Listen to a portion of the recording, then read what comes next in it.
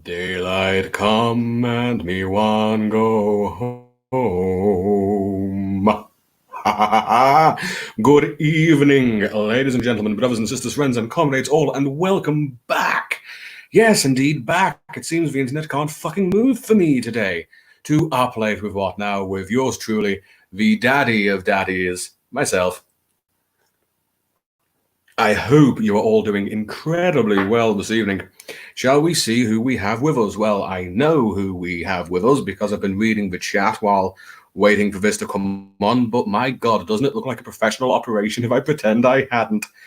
Welcome to Dal. Always an absolute delight.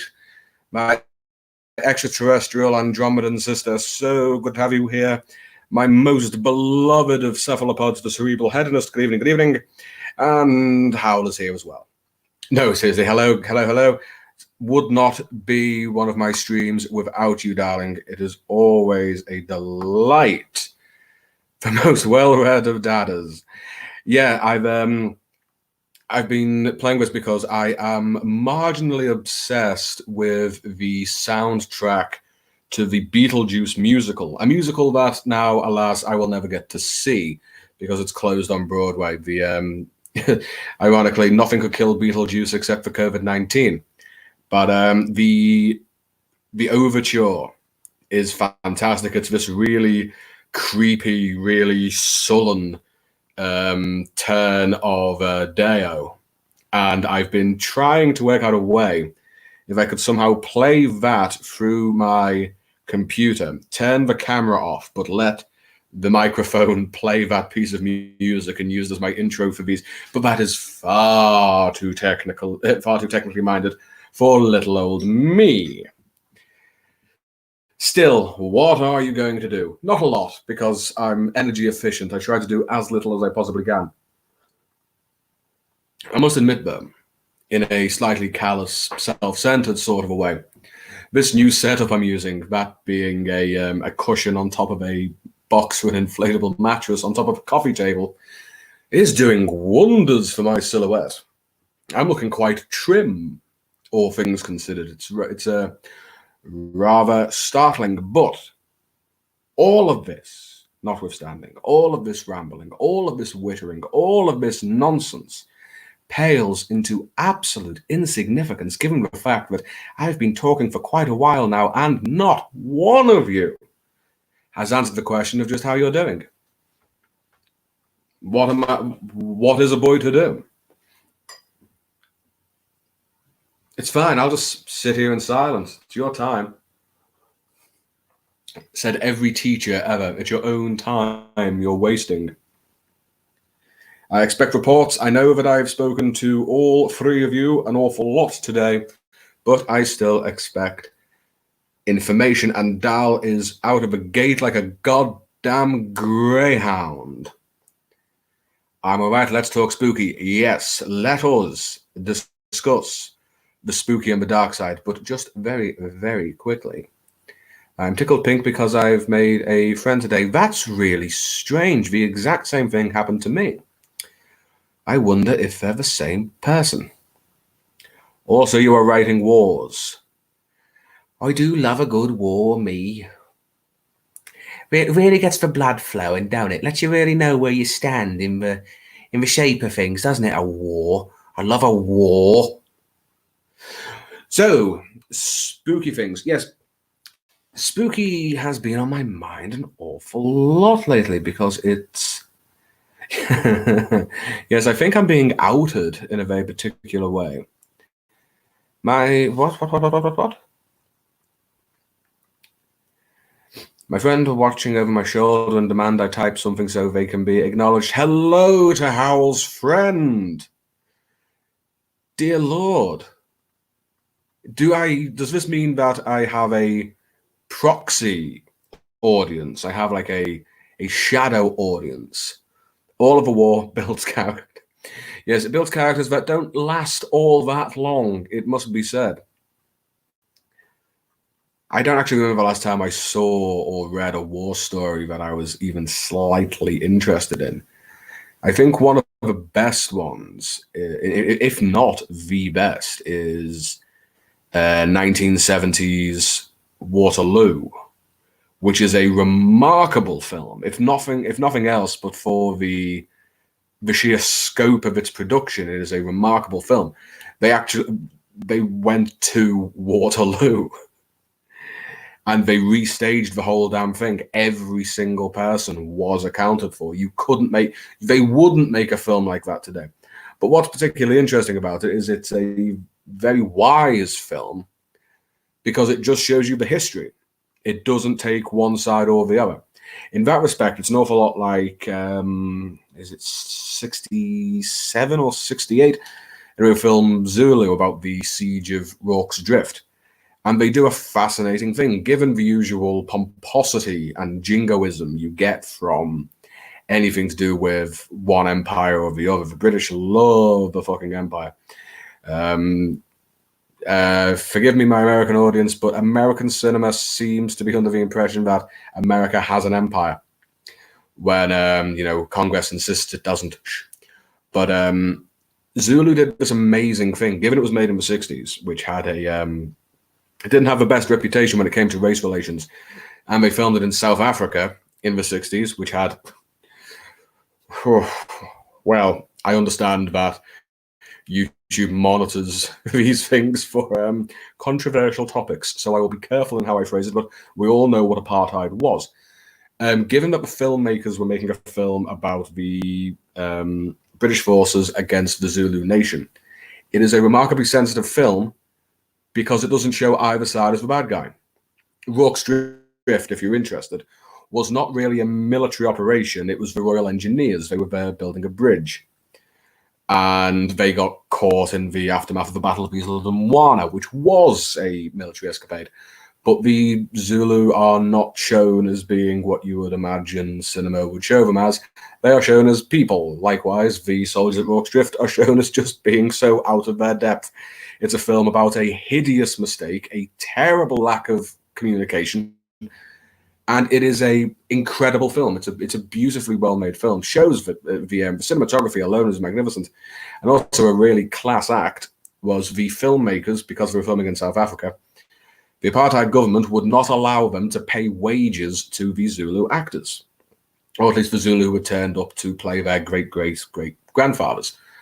Even though the production had put aside money to pay them for their time. So what they did was they found a loophole in the terrible racist legislation of the apartheid government, and they just there's a few scenes with a cattle ranch, and they just left the livestock behind, and whatever happened to them happened to them.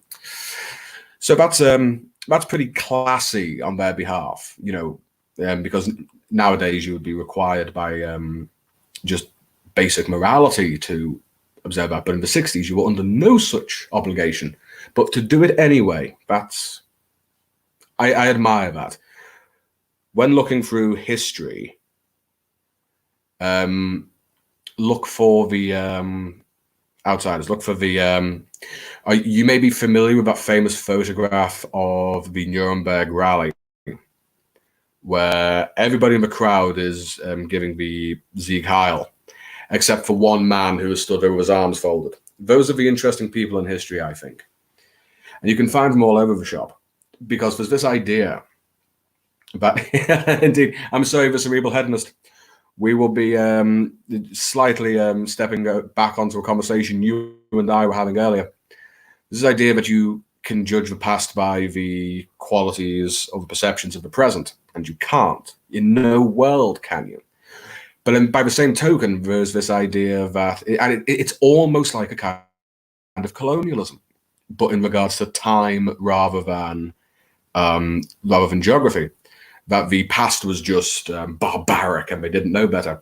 But you can look for these outliers. For instance, in the works of Shakespeare, probably his most problematic play, and I don't use that word lightly, but I think this illustrates a point, is The Taming of the Shrew, which is it's a play with a lot of problems. And this is also the man who wrote Titus Andronicus. I don't know if you've ever read Titus Andronicus, but fuck me, you should read or at least see Titus Andronicus. It's insane. It's great. Wonderful. But Taming of the Shrew, And people just tend to assume that, oh yeah, in the 16th century you could say whatever the hell you liked about women. Not true, because Shakespeare was called out for it in his lifetime. Somebody called him out for it. One of his own apprentices as a playwright. I can't remember his name because I'm a terrible, terrible person. But the play was called The Tamer Tamed, which was a complete pastiche and a sequel to Shakespeare's own plays. History is a very complicated and very dynamic thing. And when you start to read it, the past is still very much alive. The chat's gone quiet, but I know you're still there. I can see it on the clicker. But yes, Dal wants spooky, so spooky Dal shall have. Because, well, naturally enough, you were all there for the live stream that myself, Howard, and Howell were doing earlier, where I was the only one not in fancy dress. Well, actually, I was, because, as you know, whenever I go to a Halloween party, they try to get this thing off in the same way as they did Quasimodo. And it never quite works out that way. But when we were talking about the details of it, I was very, very, very tempted to go into a bit of a diatribe about magic, which is a subject that I am very interested in. But just before I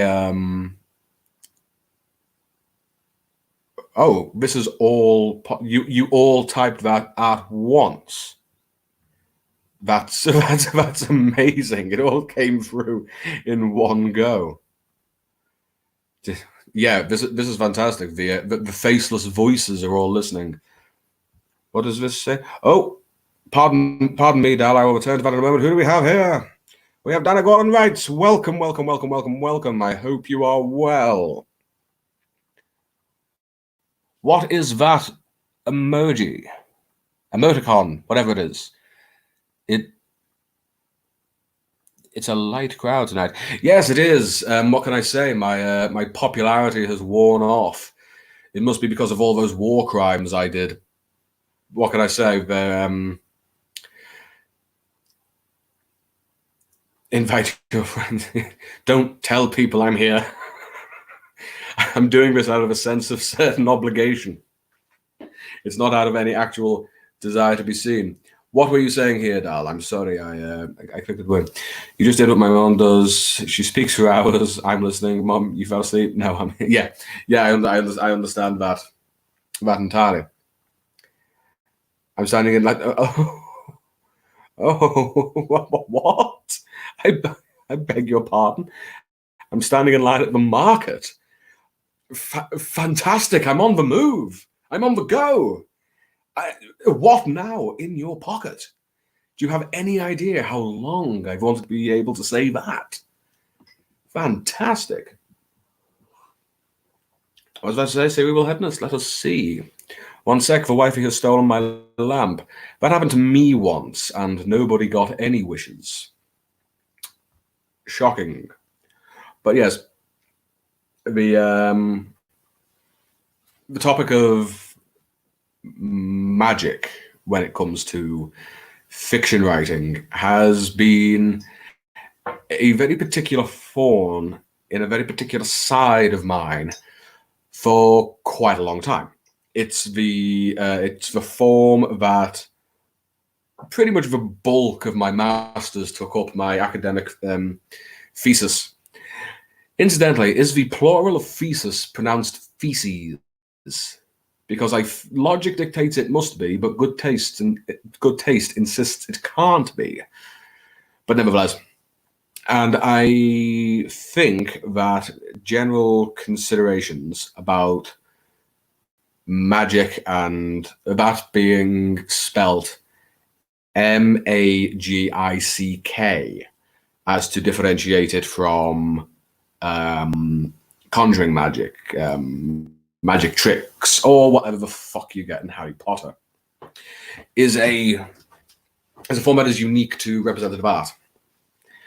And I can't deny that when I first came across this idea of the relationship between occultism and well, any art form, but in my particular case, it was fiction writing.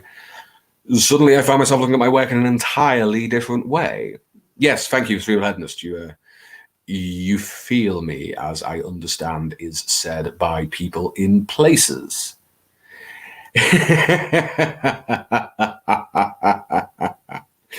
Yeah, it is. It is trash. It is. It's reckless, shameless garbage. I can't deny. There is still this idea that by attacking a subject, you're attacking the people who like it. That is not the case. I really do not care what somebody likes, what somebody gets out of anything, but Harry Potter is so vapid and so empty. Every fandom, regardless of what it is, has a certain subsection of people within it who are basically the Taliban when it comes to it. They are so fundamental and dogmatic about it. What's this? Sorry, I loved it coming up, but what have I done? Love it coming up, but I don't put it on a pedestal like people seem to. Yeah. And this, I don't get it. It's certainly not perfect. Yeah, you can. Oh no, Howl. I'm not attacking you. I can promise you, I'm not attacking you. I am. It's just that the majority and the multitude is very much in favor of Harry Potter. I don't think it's going to make all that difference if little old me, with my 4 viewers, goes ahead and says something nasty about it. It's what Lindsay Ellis has referred to as fridge magnet world building. It's just stuff. It's just things put on top of it. And every book hits the same beats. There will be one new fantastical creature, and there will be one new magical item that is apparently of supreme importance, but apparently did not exist before this very moment. Whatever. 5 love smiles. You are rapidly becoming a light in my dark, dark life. How are you, sir? I hope you're well. What's this? Well, I'm standing in a line, but other than that, I'm good. Pick me up some Haagen-Dazs while you're there. Haagen-Dazs and cigarettes. That's how I party. But yes, there's always a faction that's so fundamentalist, and I actually lost a friend over this because she was going on and on and on and on and on and on and also on about the great world she'd built, and I said, no, J.K. Rowling didn't build any world. If the credit goes to anyone, it's the set designers and concept artists at Warner Brothers. They're the ones who built it. She just gave a list of things, because that's all it is. It's just stuff. What say you, Love Smiles? Kind of stuck in a weird plot hole I can't figure out. If you are willing to just let me get this hate out of my system, then I'm sure we can try to help you with that, if you so require, or so desire anyway. Let me know. But yeah, it's pure surface level. It's just stuff, and it's also a terrible representation of magic, because this is a topic I've wanted to talk about for a long time, and I've tried doing in fact, one day I will certainly do a full Orphatube video about it. But here's the difficult thing. In order to talk about it, you have to cover the entire history of the human species, because it's something that maybe I should start with a what say Dal, you are such an enabler. What? Oh, I do apologize. They have a spirits version of chocolate stouts and pretzel. It's fucking tasty. Oh my god, that escalated quickly. It's fucking tasty. It's a fucking. Oh my god, guys, you never tasted anything fucking like it. Oh my god. It's like crack for Swiss people. Swiss people just have their own crack, surely. Honestly, Howell, I don't know what you're talking about. You're not talking about anything. I'm doing most of the talking in this relationship. It's not very great, like description-wise. It's not the greatest, like it's fluff. I love it, but it's definitely fluff. Yeah, and there's no shame in fluff. There is no shame in this kind of thing. You just don't get to pretend it's anything it's not. I mean, here's a perfect example. I like smoking. But in no world can I begin to pretend it's good for me. Nor do I go ahead recommending it to anyone or giving it to children. There we are. That's what J.K. Rowling is. She's literary nicotine. Keep away from children at all costs, particularly if they have any interest in ever being a writer. But, yes, you would have to cover the entire history of the human species, or at the very, very least, the last 30,000 years of it. But I suppose it may be wise in the context of what I'm trying to talk about, because I'm actually going to talk about something tonight. I have something to read which has been requested of me. I will explain that close to the time, because I always do my reading sort of at the hour mark, and we will come to that. And I will not be ignoring the chat, but I did see your comment there. Love smiles, absolutely not a problem. Because I love my damn ice cream, so shoot me. And yes, Harry Potter is fluff, but I enjoy it for what it is. Yes, there's no shame in fluff. There is not a damn thing. You're talking to somebody who gave the better part of his youth and early adulthood to Doctor Who. I know fluff when I see it. World building is rough. I use the world around me. Yes, we had Howell and I and Howard had a long conversation on this earlier. At the risk of reopening a wound that has only just sealed over from earlier today, would you not say then that transcribing the world around you into a form that can be transmitted to other people is not just a form of world building? Our lines are open. She missed out on a chance to make the whole magic being secret a result of a witchcraft act of 1542. Yeah, and here's a thing that's not really talked about. Yes, I'm on it. I'm on the thread. I know where I'm going. And I know what's happening. I am in control of my life. I understand all things. But you know what? No, I just fucking hate Harry Potter. I can't. I've got to do this now and get on with my life. You can write paper thin world building and get on with your story. I don't care. It's fine. It's really okay. It's not that big of a deal. But the second you start pretending it's something it's not, you raise way too many questions. And particularly if you give that little bit for an audience to start thinking about, then it's going to come around and bite you in the ass. Example, because all she's interested in are the fridge magnets and putting on stuff. She lists the coins that wizards, and they're not fucking wizards. If anything, they're warlocks. But anyway, use, and one of them's a galleon. There's a big gold one, and then there's the two other ones, and there's a bank. So there's a currency and there's a banking system. Okay, so what the fuck is the wizard economy? You have rich characters and you have poor characters. This means that there is a difference in the market and a class system coming from it, but nobody seems to do anything other than either work at the school, have their own ancient business, or work at the ministry. And I'll get to the fucking ministry in a minute. So you don't get to say to me that I'm overthinking it, because you gave me the little bit of information that my imagination as a fully formed imaginative human being is going to run away with. Now, the fucking ministry.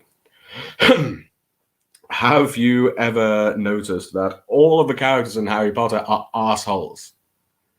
You're supposed to be rooting for the fucking wizards, and they're all bad people. I mean, Even the good ones are just sort of like the most insufferable, bleeding heart liberal that you simply can't talk to.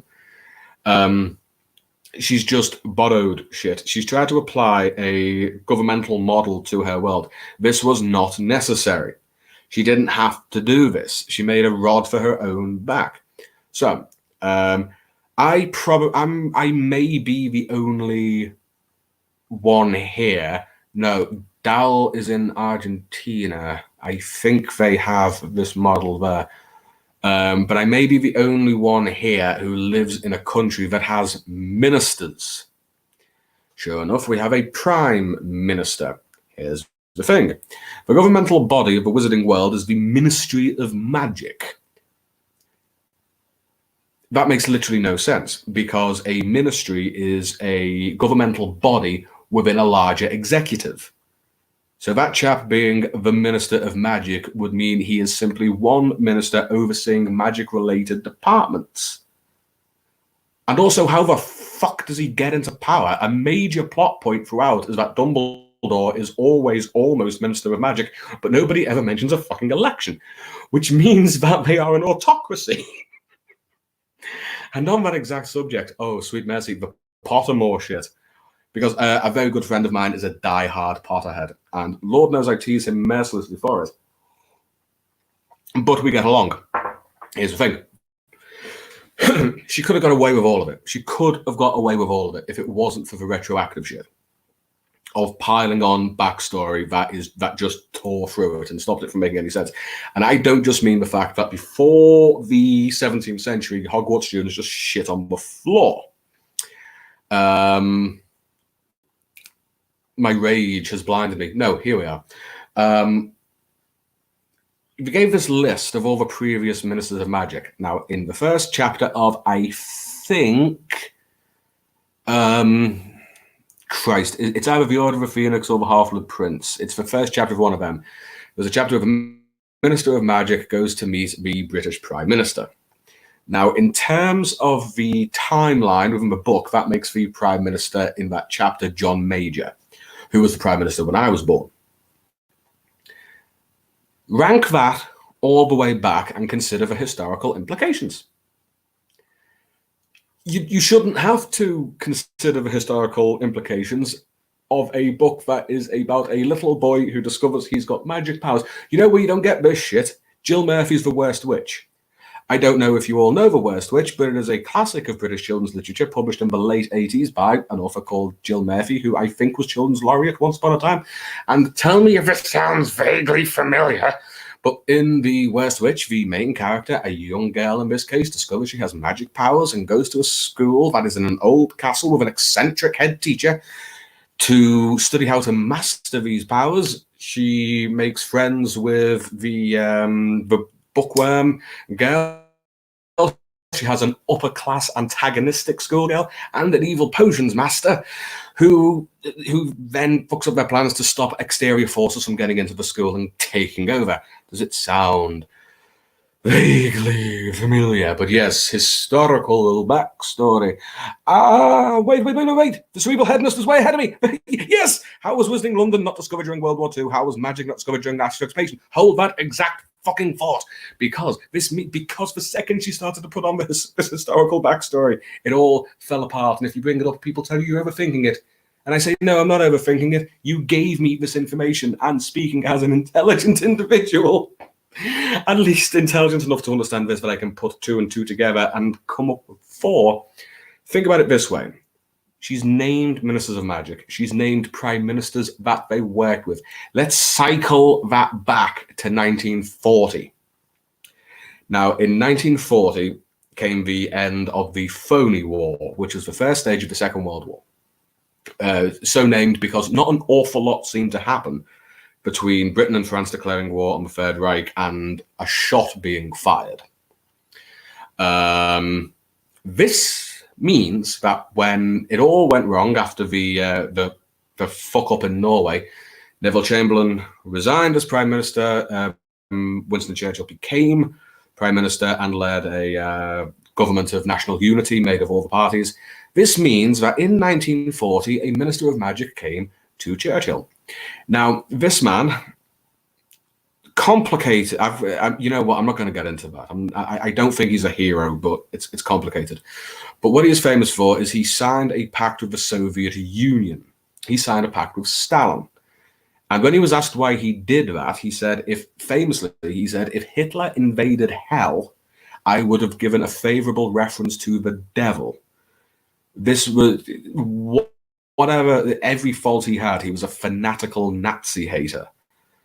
Are you really telling me that in this universe, when he discovered that magic existed and they had access to dragons, with the threat of invasion, that he didn't approach the Ministry of Magic for assistance, because that means that the wizards all just went, no, we're in hiding because you were mean to us a few hundred years ago. All of them are assholes. By J.K. Rowling's own logic, all of the horrors of the Second World War are down to the fact that the wizards just like the reason the wizards didn't want to fight the Nazis is because they're supremacists. They all are. Not one of them at any point in that book actually makes an argument that wizarding people and muggles are equal. They don't. They do not make that argument. Oh, God, I hate it. I hate it so much. Oh. It's racist too, but that's besides. Oh Lord, sorry, I've gone off. I'm so sorry, gang. I just needed that, if you know what I mean. What have we got?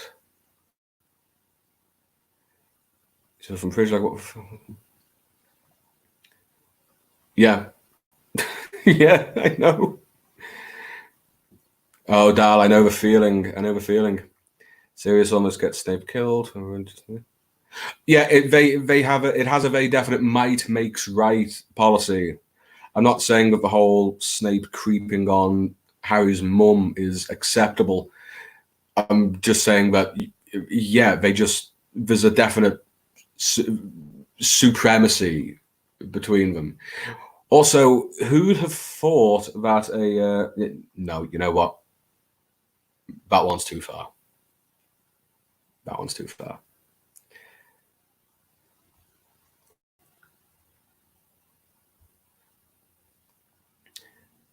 Oh, Argentina, the president is head of state and head of government.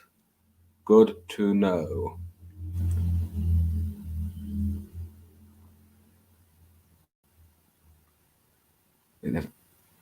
Yeah, it. I'm glad I may have struck a bit of a chord. Oh, it was the Half-Blood Prince, right?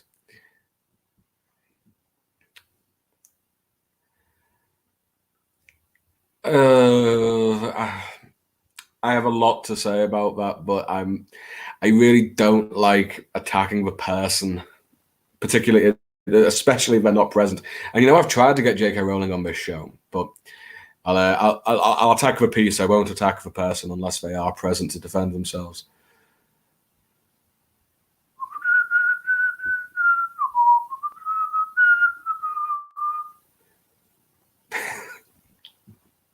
Yeah, it's the fuck up in Norway. It's a slight understatement. I will admit it's a slight understatement.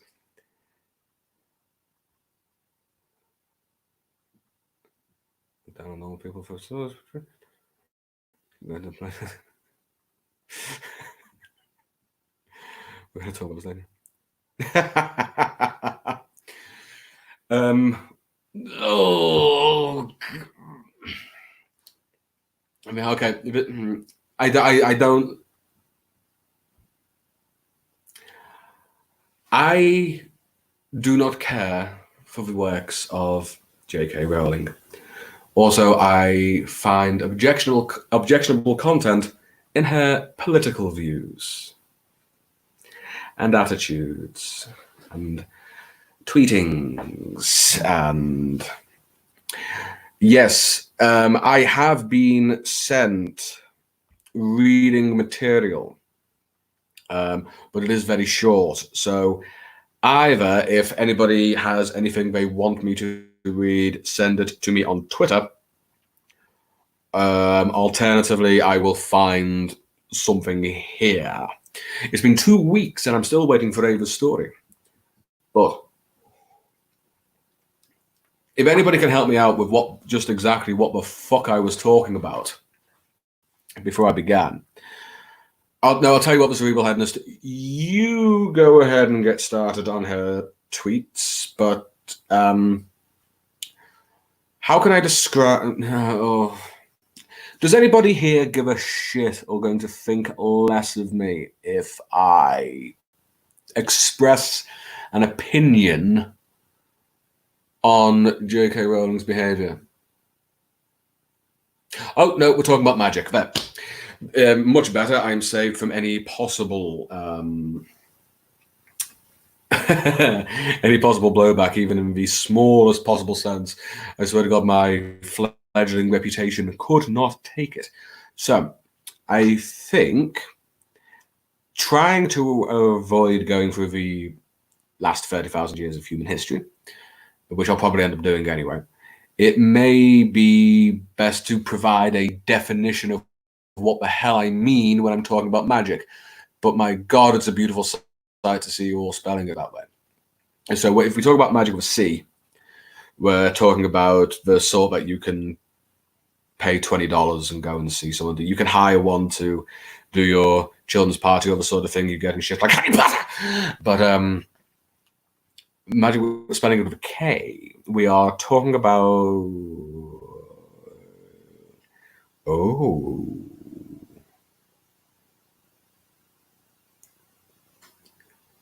spicy erotica.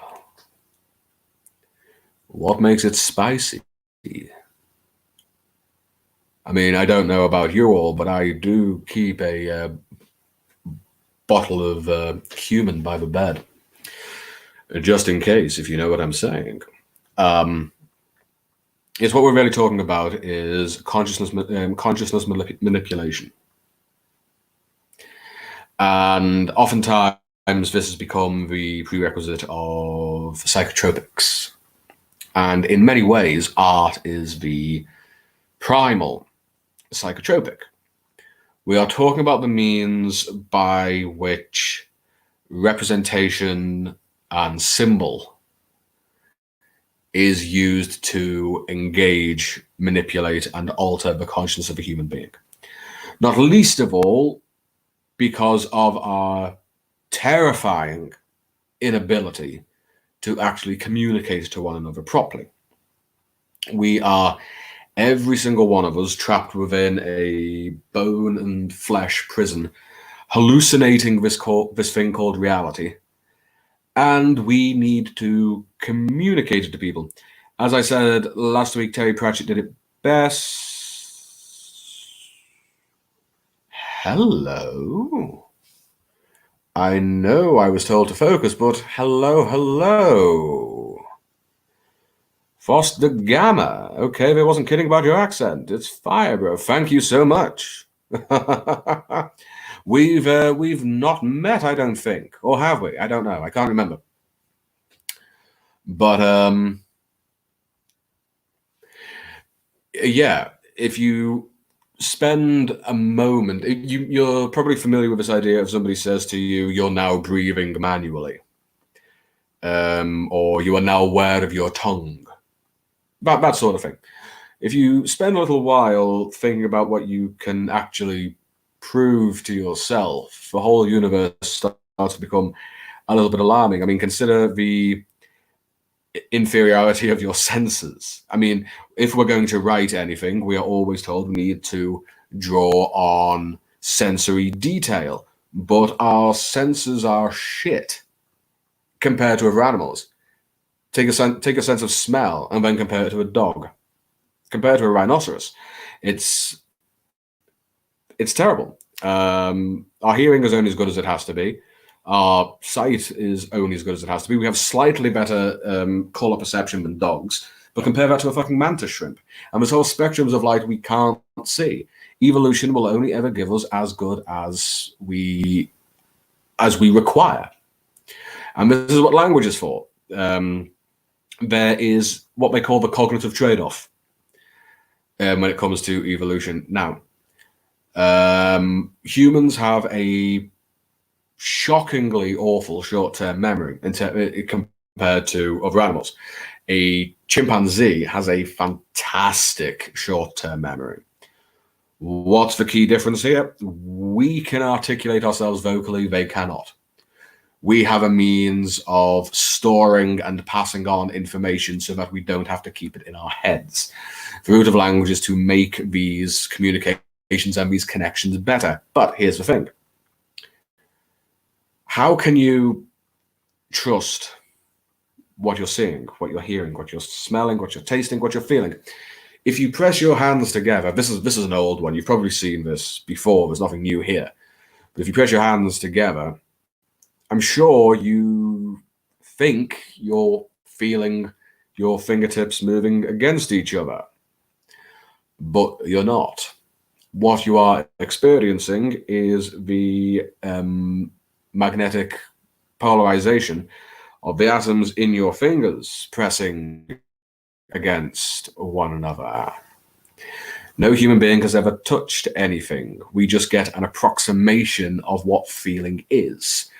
So everything we experience is only an approximation. If I take these off, if I didn't know these existed, I mean, it's phenomenal to know that I will never know what my own eyes look like, for starters. This is what the world would be to me. So how do we counteract this? Oh, hang on, stuff's happening here. My God, who would flood my channel?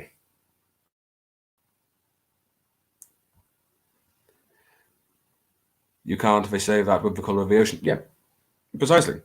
And the other one is, what color is the sky?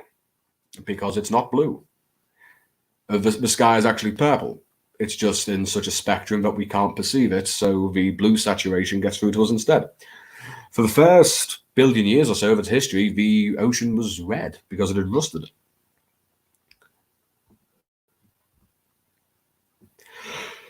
My story and his voice would open the floodgates.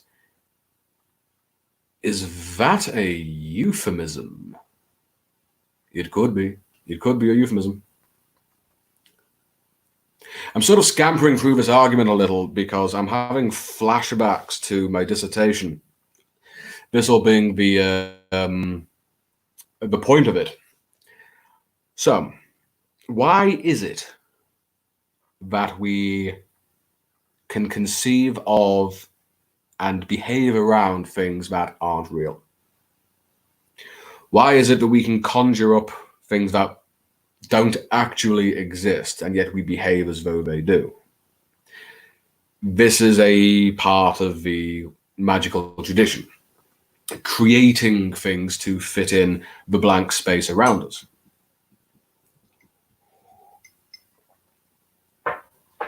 And I'm going to be entirely honest with you, I need to think through this point a bit more. It's on my mind a lot lately as I get closer. But I'll give you an example. So as you can probably tell, I live in England, and we still have a monarch. Regrettably, but we do. All authority, all legal and political authority stems from the crown. If you are taken to court, it'll be the crown that prosecutes you, for instance. Parliament cannot do any of its work unless it is opened by the monarch. Here's the question. Why? There's this old lady who wears a particular hat, and all legal authority comes from her. Why? We just sort of accept it. And oddly enough, I'm not actually making a Republican argument here. I'm saying that these are fictions. Monarchy, power, legality, authority, they are fictions that we agree on, and they make the world go round. I vote in an election for my member of parliament. He goes to Westminster. He speaks, presumably, I fucking hope so anyway, on my behalf, enough members of parliament make up the legislature, etc., etc. But how? Why? We just accept these things because fiction makes the world work. So far as we know, we are the only species that has a literary or fictive tradition. Certainly we're the only ones who can record it. And passing this on from generation to generation reinforces it. This is a very everyday view of magic. This is the use of abstract and fictive thinking to alter the world. In this capacity, every book, every novel, every written is a small grimoire. Every book should, in its best possible way, alter or expand the consciousness of the reader. The use of... Here's a question.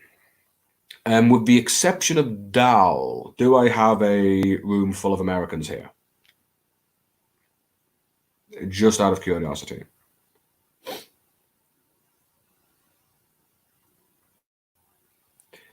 I would love to hear your theory. Please share, by all means. Well, the monarch of the United Kingdom actually has an awful lot of power.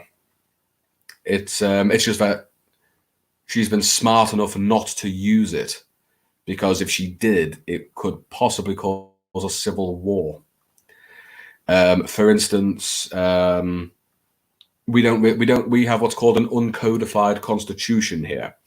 So the monarch has the prerogative of choosing the prime minister, who's the head of government and therefore the head of the executive branch, the chief lawmaker. Now, tradition insists that the leader of whatever party has the most seats in parliament at the end of an election becomes the prime minister. Legally, she doesn't have to do that. She can just choose whoever the hell she likes. What do we have here?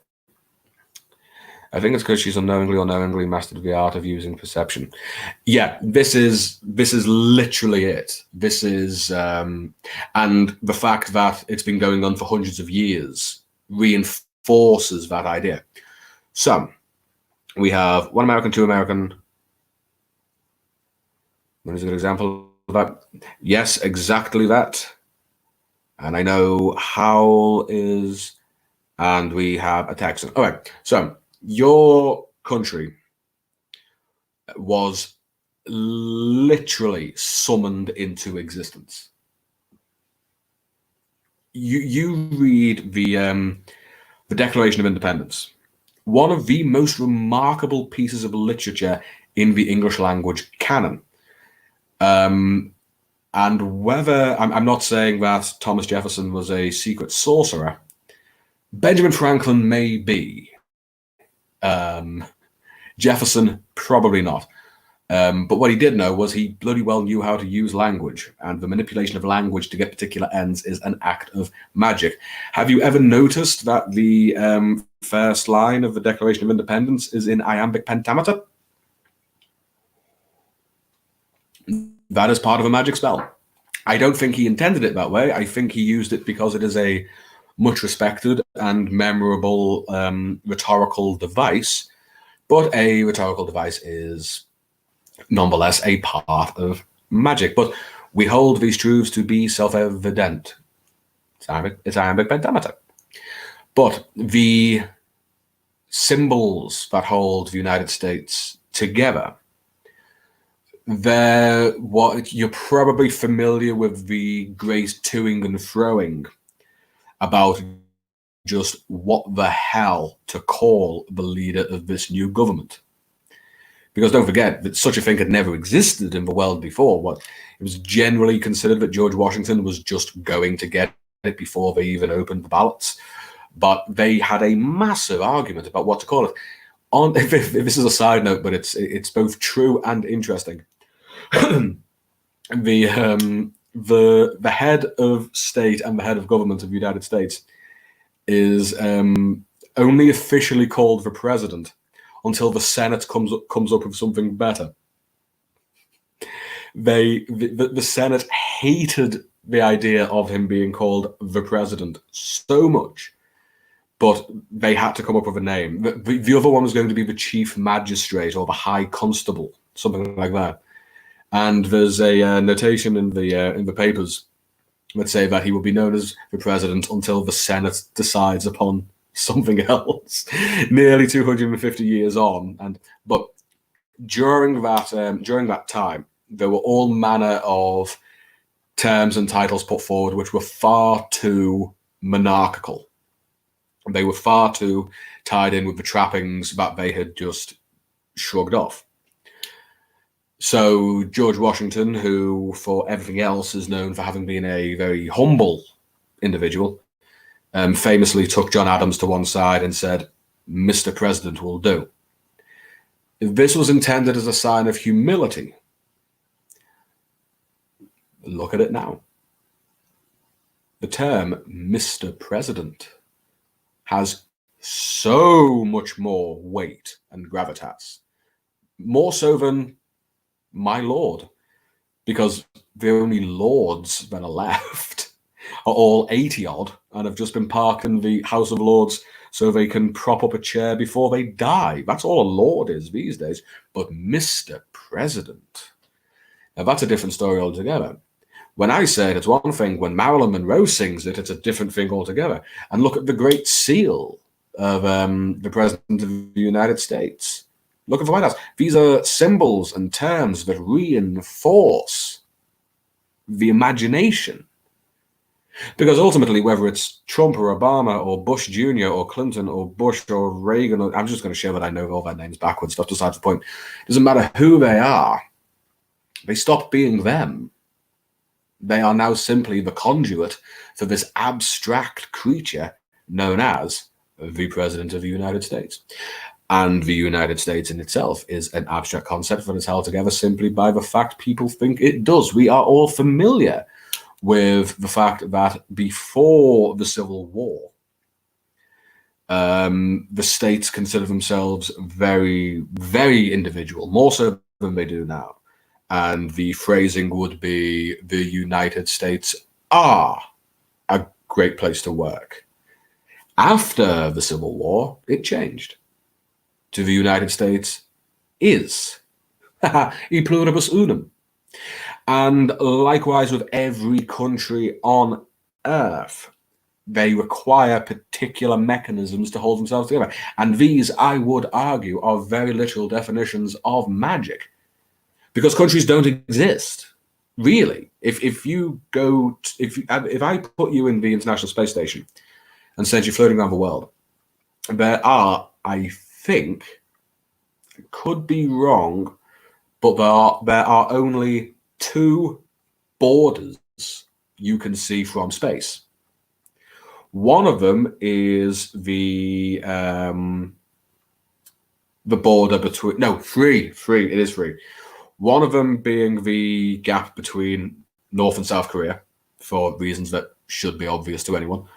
The second is the border between India and Pakistan, because it's the most heavily armed and lit up border on Earth. And the other is where East and West Germany used to be. Because East Germany, certainly East Berlin, is still working on a separate electrical grid. In the East, it's orange. In the West, it's yellow. But these are the things. They only exist because we say they do, because they're useful, because we have to think up these things to keep the human species going. And the people who are in power understand this. Whenever there's been an authoritarian regime of any point of a political compass or any point of a religious faction, it doesn't really matter what they were doing specifically if they are authoritarian. If they want to control something, the first thing they come for are the books, because ideas are viral. And that proliferation of abstract and imaginative thought is magic. And they do not like the idea of ordinary people having access to magic. It is tremendously powerful. Look how Gandhi brought down the British Empire. There had been rebellions after rebellions after rebellions, mutinies, and the threats of civil war. Countless lives lost, bullets fired, blood shed. And then this little no-mark lawyer says, no, I don't recognize your authority. It can't stand against that kind of thing. It really can't. In 1560 or so, there was a man who has been rather forgotten by history, and it's a shame. William Tyndale, spelled Tyndale, if you are so inclined as to Google him. Anyway, Tyndale's claim to fame, the reason he's in history, is because he was the first person to independently translate the Bible from Latin into the vernacular. In his case, it was English. Other people have done it in German or Dutch, but he was the first one to do it in English. And there was an immediate death sentence put out for him because a tremendous amount of political authority was invested in the church. And if people understood what they were talking about, if they understood what the word of God was and that it wasn't what the priests or the king was telling them, there could have been a rebellion. And this is why the act of writing, of creating the story, of creating the fiction and doing it well, is an act of magic, and magic is fundamentally political. Because I dare say, I think I'm safe saying that there isn't a single person in the chat, and I'm including myself here, who, if down the decades the powers that be had their way, not one of us would be allowed to be doing the things we're doing. How many of us would have been allowed to learn how to read, let alone how to write? Because rhetoric is a form of magic. A spell book is called a grimoire. It's literally the same word as grammar. Language is the means by which we change minds and we change thoughts. Writing is the exaltation of that form. And I think when you start thinking about it in that respect, new and startling things happen. You start using images in particular ways. Use the tempo of a line to stick in the head. Have you ever noticed the use of alliteration and why we use it? It's the simplest thing in the world. It's just because it sticks in the mind and you can't unhear it. I mean, it takes two to waltz. It takes two to samba. But if it takes two to tango, you'll fucking remember that. Oh, good Lord. This is, let's have a look here. Sorry, guys, I've let this get away from me a little bit. I'm getting on my soapbox. But I saw more about money.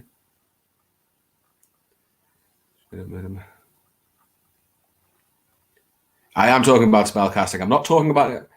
I don't think I'm talking about it very well. But I don't think Benjamin Franklin was secretly anything. He was so up. I love the man. I'm obsessed with Benjamin Franklin as an individual. If I remember correctly, he was also the only one of the founding fathers who actually sat in Parliament. I think he's the only one who ever personally addressed the Speaker of the House of Commons. I've heard him referred to as the first American because he very much had one foot in, like, over his life. Yeah, had one foot in either camp.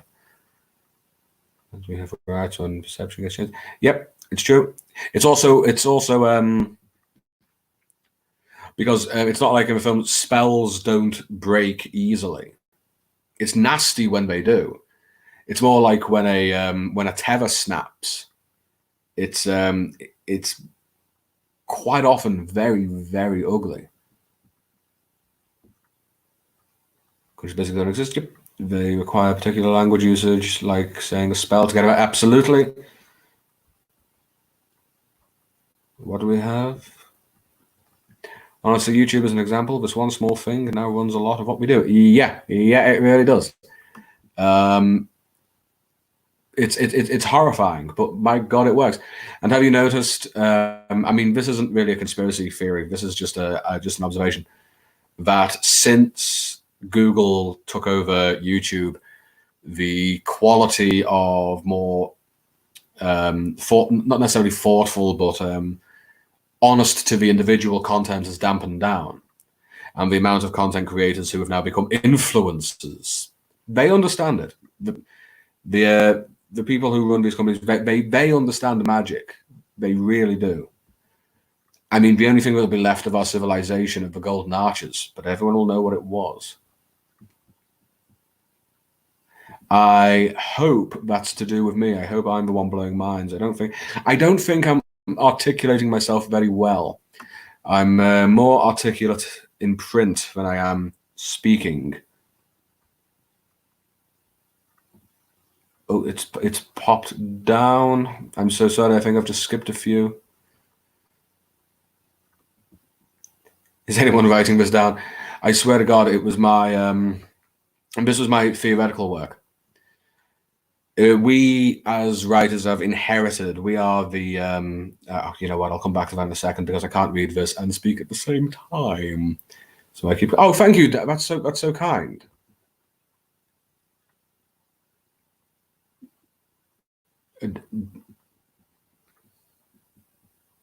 That is exceptional of you, Dal. The feeling is most certainly mutual. No, we're just letting our minds circle themselves. My head is so fed. I was talking about this with Mum this morning. Technically, we are. We all here, if we wanted to, could work on a convocation.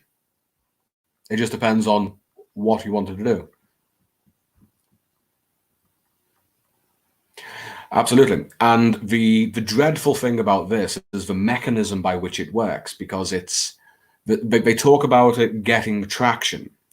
And the agricultural metaphor is not lost on us, because once it gets a furrow, once it gets a trench, it's harder and harder to get out of. It becomes second nature. This is why it's so hard to change minds, because they meld to that shape. And ultimately, this is why we do have things like, well, at least the majority of us used to have things like kings, and why we have flags, and why we have countries. It's for the sense of cohesion. Because how do you keep a vast number of people together without it descending into utter anarchy? Bertrand Russell worked out that the anarchist's dream you can have, but with a very small number of people. You need at most about 150 people, because then the personal interactions between each individual would be enough to maintain the cohesion. Once it becomes greater than that, you need a way to identify these different groups. And one of them could be, you have the same piece of colored cloth that I do, we must be on the same side. Or, oh, we both work for that guy, we must be on the same side. And then, because because basically this is what I was saying, the writer and the filmmaker and the painter and the singer, especially the singer. Singers are frightening people. They're closer to the truth than I could ever hope to be. For the same reason, because music is to art what mathematics is to science. It's just pure art. You can't have any other kind of art without music. It's so really I'm a fraud, really, for trying anything else. But yes, we inherited the social function of the shaman. And now I know there are shamans still practicing throughout the world, but depending on what society you are in, the artist has built up that image. We occupy that form, because when the first societies were being created, the shaman turned scribe or balladeer or whatever you have, the poet, if you or any other variation, would be essential in keeping that idea of identity together, because being kin, being united, oftentimes by story. I mean, here's an example, because we've been talking about America, about the United States. The origin story, the origin myth of the United States. And I use the word myth rather loosely because it's nothing like, I mean, Christ, the origin myth of my country is fucking hilarious. It's got Greek gods and giants in it. It's brilliant. But even in 250 years, it's changed slightly to give a better sense of self. And Paul Revere's Midnight Ride famously saw the beacon, rode to alert the militia, and famously cried out, "The British are coming, the British are coming." Well, yes, but no, it didn't. It didn't happen like that at all. He was one of 5 riders, 3 of whom did not make it to they weren't killed. They were waylaid or captured. And here's the important one. This is the important one.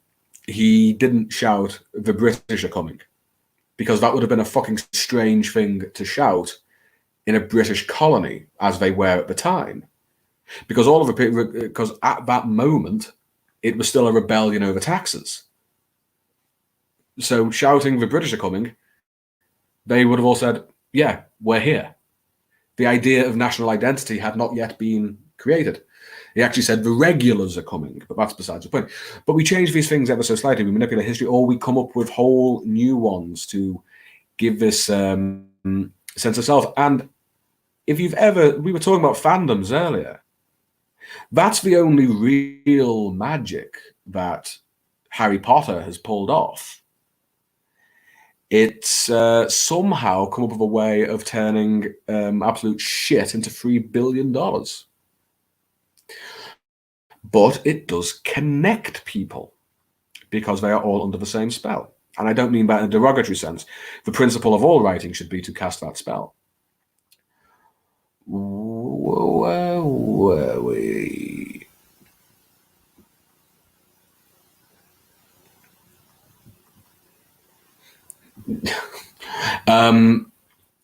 Strictly speaking, I'm a sorcerer, but thank you for that.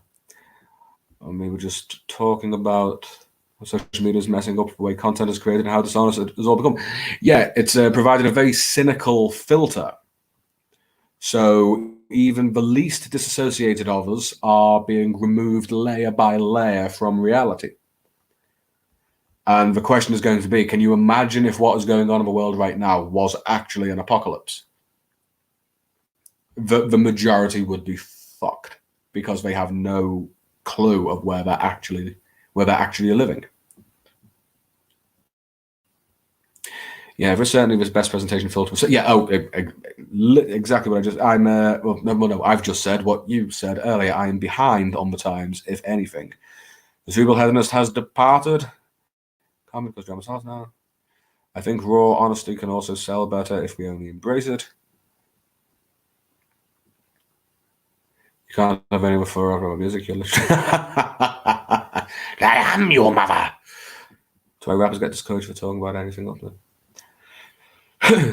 Do they? I didn't know that was a thing. Oh, is this because there's an expectation that the medium must only express a particular group of thoughts? Is that the shape of it?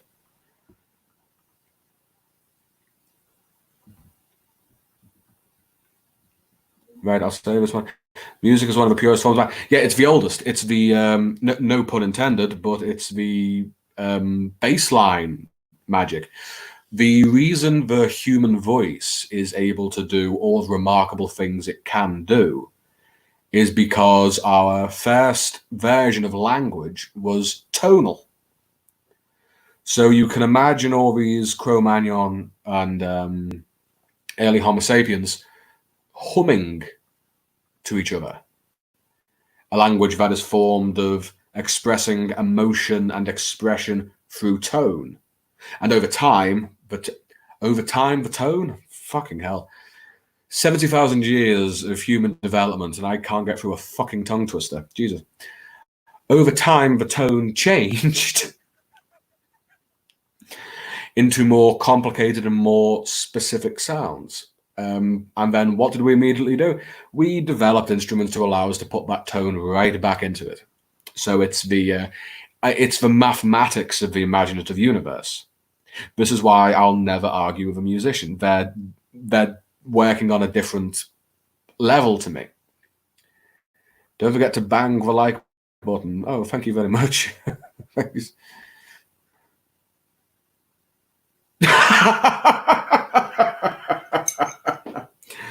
I mean, yeah, the general consideration is that I am a monster, but I wouldn't go that far.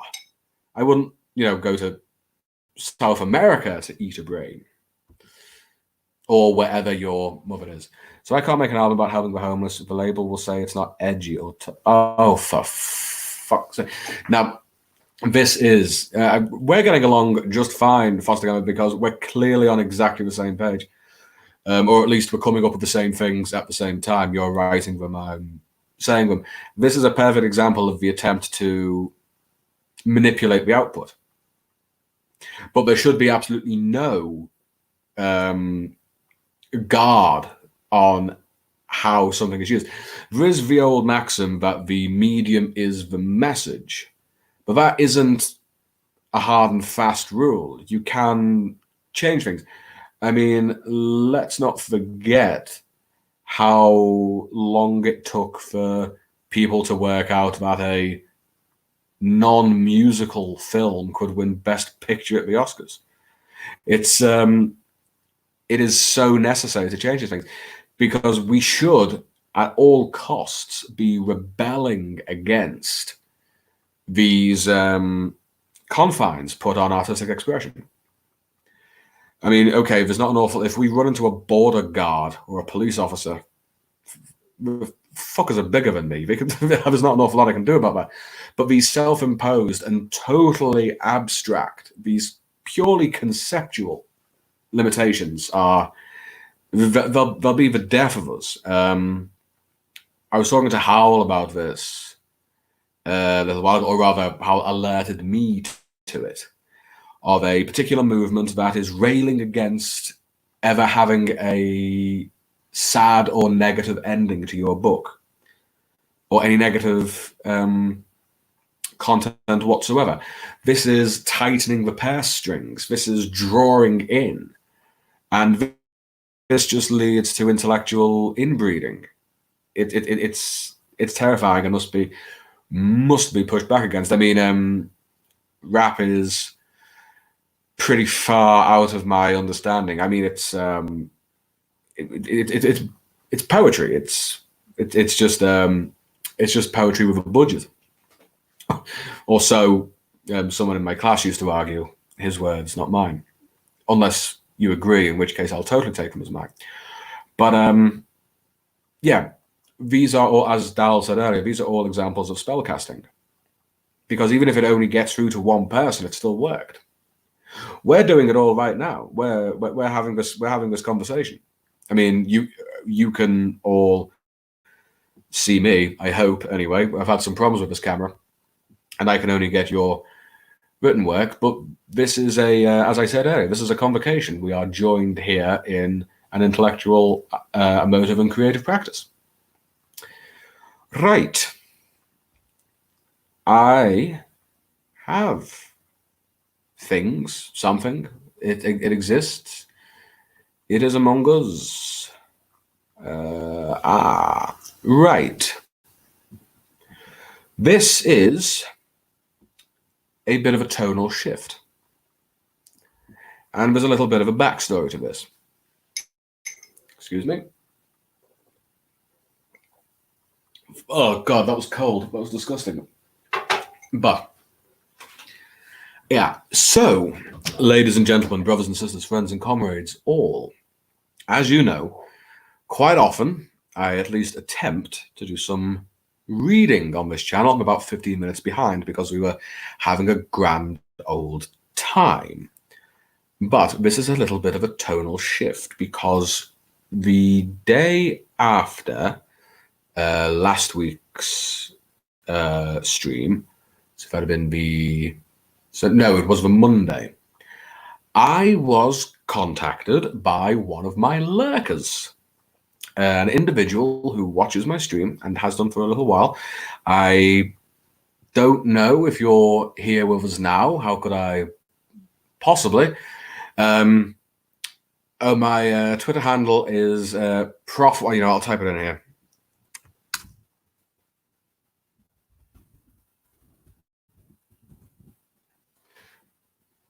But yes, they told me that they watch my stream. They don't take part in the chat.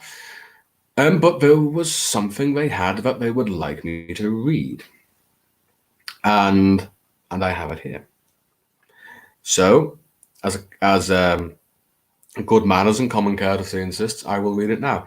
I have been asked, because this is a bit of a tonal shift from what we have been discussing, I have been asked to give this the proviso that it is not based. So, this is called Alone. I am 8 years old and I want to be alone. But I'm not really grown, so what could I know? I'm left without decisions, my body's not my own. I am 8 years old and I want to be alone. I'm 13 now, but still it's not allowed. She needs to see it all. I'm left without a shroud. This is just routine, one we don't speak aloud. I'm 8 years old and I want to be alone. I am 19 now, and this time there's a crowd. She's used me for a show and seems rather proud. It's too late. Everyone's seen me now.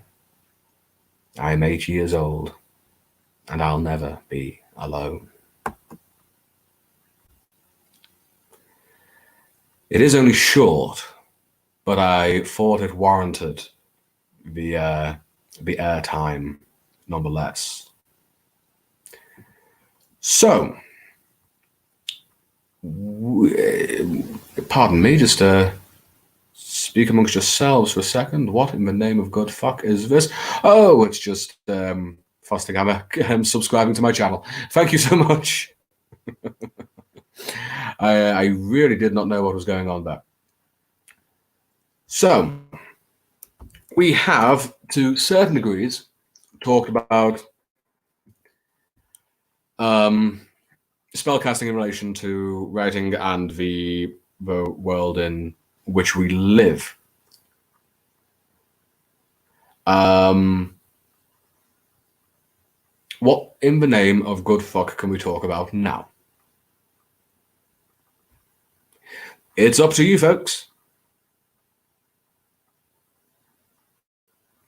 I will hold nothing against you.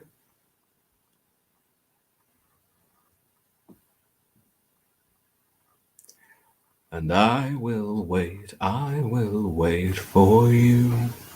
Dear God, it must be bad if I'm singing fucking Mumford. Lucid dreams, a significant part of both the magical and the literary practice. The thing is, I don't really have anything new. I can scroll, if you like, and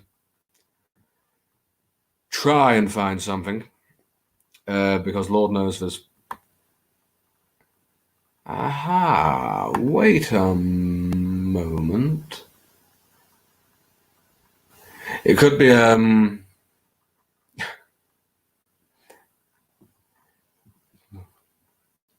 last time, for God's sake, the Queen effect. No. This is the first time you've ever told me not to sing. Katia. Well. Where have you been? Explain yourself at once. I must confess I do like Mumford & Sons, although I've never been able to actually explain why. So I've got a folder here called short pieces for any. Oh no. I wonder.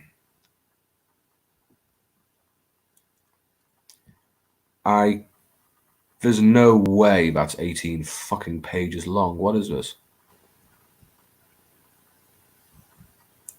Pardon me, ladies and gents. I'll be right with you. Oh, Christ. Bad times in laptop land. I do apologize. I've said that twice now, and I'm still as sorry as I was before. I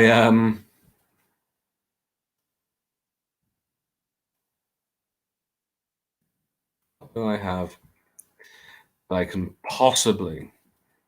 I hope there's something interesting going on here because the broadcast seems to have stopped dead. You've been editing me.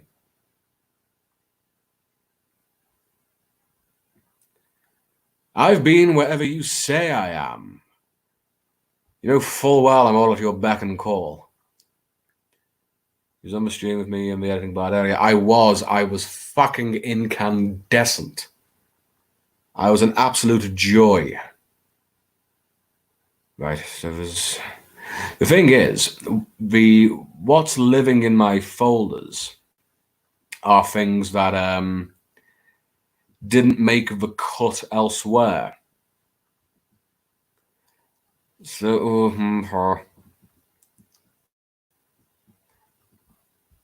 all things considered, I should have actually typed up from my new book. And I could read more from the... No, I couldn't because it's written in a fucking weird dialect that I don't want to actually perform. Again, I will be with you momentarily. I do apologize. Which is clearly my fucking catchphrase. No.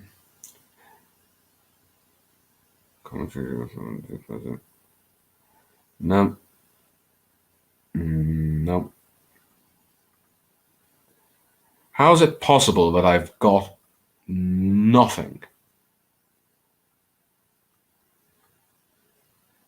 Oh yeah, it's because I became a fucking disciplined writer and only focused on one project at a time. That was a great idea. Whose fucking idea was that? I've only just this second remembered that I'm actually being broadcast and you can see and hear everything I'm saying. Oh, well. No, I really don't think I have anything that I can share. The closest I have is... Oh no, I can't in good conscience. It's shit.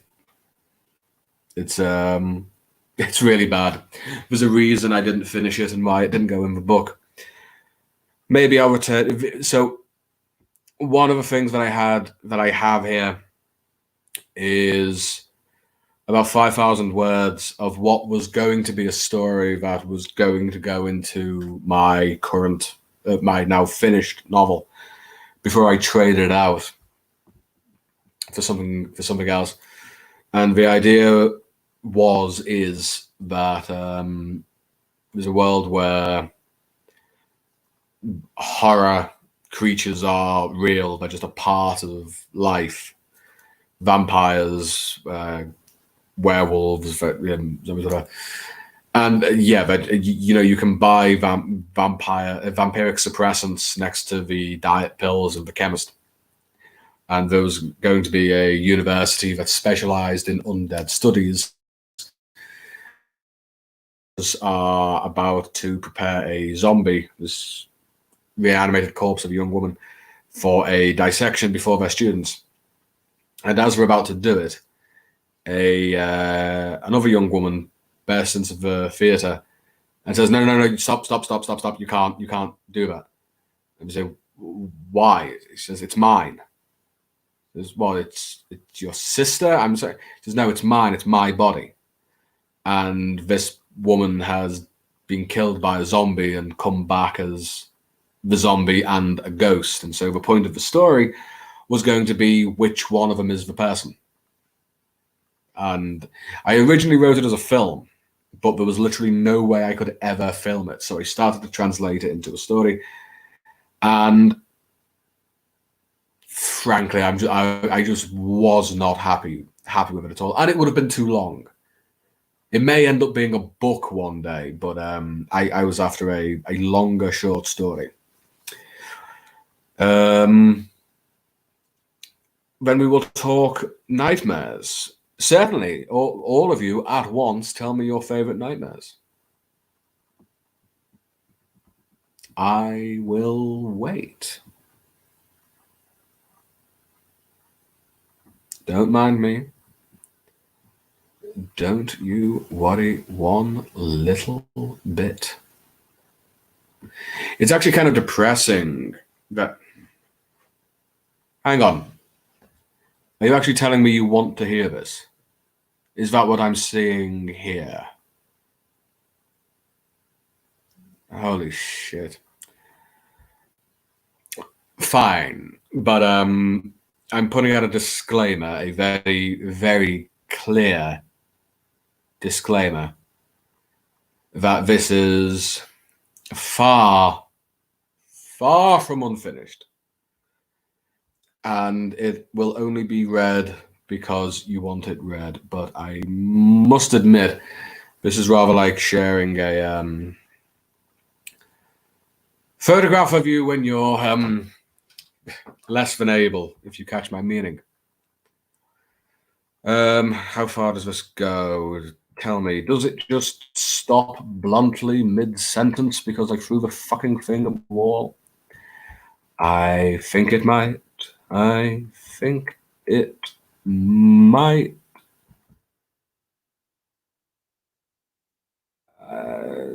Does it? Yeah, not only does it stop mid-sentence, but it's about 4 pages of unarranged dialogue at the very end. Sure, you want my table scraps? You can have my table scraps. I think what I'll have to do is, before next week, is actually get the first chapter of my new book finished. I think that's the only way to... Oh my God, that is a ballsy move. You're a braver man than I am. Okay, fuck it. There's a piece of shit. But as you like it. It's called A House Divided. And it's supposed to be a comedy. The staff room of the Royal Academy for Undead and Paranormal Studies, or RORPS as the netball team pullovers had it, was the very last place in the world Kev wanted to be. The junior lecturer stood blurry-eyed and swaying, staring out of the thin window over the courtyard, and waited for the kettle to boil. It wasn't that Kev disliked his work. He'd dedicated his teenage and adult years to the pursuit of it, and RORPS still boasted the best research programs in the country. He was lucky to be there. No, it was no greater a thing when it was 8 o'clock on a Monday morning and a lecturing research post at one of Europe's most respected preternatural facilities was just another job.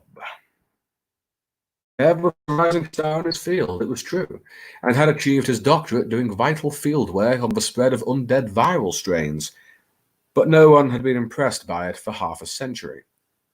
You couldn't imagine vampire hunters in a world where vampirism suppressants were sold next to the Slim Fast in Boots. Cultural note, Slim Fast is a slimming aid and Boots is a retail pharmacy. Tomes of arcane and secret knowledge were void when community colleges across the land did a BTEC in undead studies. A BTEC is a GED. to Kev, specifically Dr. Kevin Barclay, when he was trying to convince Sandra's parents that his work actually mattered. And no, I've never thought about going into retail management. Fuck you very much, Harry. The slimy, creeping sensation of anticlimax had long since enveloped him like vines around a tree. Undead anatomy. That's what they had him on. And sure, it was a pleasure working with Alan. The man was a legend in himself, not to mention a friend and a mentor, but it was like teaching gravity to physics students, or fried eggs to caterers, or unwarranted self-worth to the drama lot. It was just going through the motions in the listless assurance that he knew it all already. In each slouch, black-clad and handsomely scruffy, a different band t-shirt, a different length of stubble perhaps, but that would be all the variation. And long ago he had abandoned any hope of something remarkable. He would just plod on and wait for something to turn up. But there was nothing in the natural, preternatural, or supernatural worlds left to surprise Dr. Kevin Barclay. At the click of a kettle, he lurched towards it on autopilot and splashed the boiling water into the plastic cup over a cremated mouse's worth of brown granules. There was always talk of him opening a Starbucks on campus, but it never came to anything.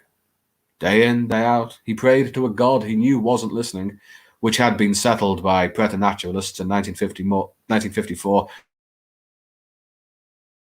to much, but maybe he could get all the granules to dissolve. He took a thin wooden stirrer from the "you don't have to be dead to work here, but it helps" mug they kept for such utensils, stirring it this way, stirring it that way, pouring in a sachet of cream to really confuse the grainy little fuckers, and hoped for the best. It did not help. He wondered if von Hofstein, the undead Darwin who first catalogued the major kingdoms of undead life in 1890, ever had to put up with shit coffee. Nah. That was when the field was fresh, new, and exciting. Now Kev was basically just a bookkeeper who couldn't get his coffee to dissolve. The big problem with the dead, and undead, was that they never changed. No new questions, no new answers, no new. Period. C'est la mort, as the department's unofficial motto had it. He perched on the edge of the countertop, sipped at his trying its hardest to be coffee, picked the heavier granules from his teeth, and heaved out the first of his many, many sighs of the day. It was a good one to start with. Deep, throaty, really got the point across. As he rubbed his bloodshot eyes with the heel of his palm, there was a knock at the door. "Ev, you in here?" Phil from administration, with his social worker air, leaned his good-natured, if somewhat greasy, form into the room. "Morning, Phil." Kev yawned. "What's up?" "Oh, nothing's up," Phil beamed. "Just the guys in the lab wanted me to tell you that your specimen's in the lecture theatre already, and Alan rang saying he's going to be late." Kev nodded softly and blew on his coffee in an attempt to make it more drinkable. He stirred it some more. Fine. Cheers, Phil." He rubbed his head and loosed his second sigh of the day. It wasn't as good as the first by any stretch, but it was still early. Still very, very early. What was worse was that Phil seemed to want to pass the time of day a little. "What is it today, anyway?" He was craning his head in an attempt at inconspicuousness to read, upside down no less, some of Kev's lecture notes and files that lay open on the table. Phil had this unaccountable fascination with the goings-on of the academic and research faculty. Sometimes it was endearing, as he never failed to treat them with the above-average respect and enthusiasm. Other times, like when you're sleep-deprived and just want to be left alone, it was fucking annoying. Interest can easily become nosiness. Eagerness can get under your feet. And Kev held the secret impression that Phil had dreamed of taking up the preternatural sciences, but didn't get the GCSEs. In some of his nastier moods, Kev imagined Phil had set up a mock reanimate lab in his basement, showed it to the girls he met online, and pretended to be a researcher. He really needed to get out of his head more. Still, there was no call for being unduly nasty just now, so Kev used his third sigh and ran the title off parrot fashion. Anatomy of a reanimated corpse, a focus on virulent mutations and swarm mentalities. He sipped his coffee for nonchalant emphasis. It was still bloody awful, but easier to swallow. 6-week lecture course for the second years. He stretched widely with a groan, blinking forcefully as if to test the fixture of his eyeballs. Jesus, he just couldn't clear the fog from his head today. Perhaps with more of the potentially coffee. Phil whistled a low, impressed tone at the subject at hand. Christ, you're going to let your second years near surgical equipment and a flesh-eating corpse? You've met them, Kev said. I'm not at all comfortable letting them have pens. Phil laughed heartily, wagged his finger in a "you're a funny guy, you know that" kind of way, and opened the door. Well, we were all young once. Kev paled and grimaced, only partly because of the coffee. Don't say that, he croaked. I thought I still was. Once more, Phil laughed his annoyingly sincere laugh and left, shaking his head resignedly to the funny, funny nature of these boffins. No wonder he and Alan got along so well. Kev was left alone, sitting on the countertop. He watched the thin, mud-coloured solution swirling around in the plastic cup. The only mystery left in Kev's world was why he still thought he would one day get a decent caffeinated drink in this staff room. In a broader sense, it was the only mystery left to humankind. He could probably start a religion out of it, at least a philosophical movement. But no, he thought. That would take way too much effort. He was too tired, too deflated, and he had a lecture to give. He looked at his watch, gathered up his files, and, after a moment's thought, his plastic cup, before heading downstairs to bother a corpse. Rawp's central building was built into an old greystone convent that the new red brick and newer glass and steel structures slotted in around like an architectural game of Tetris.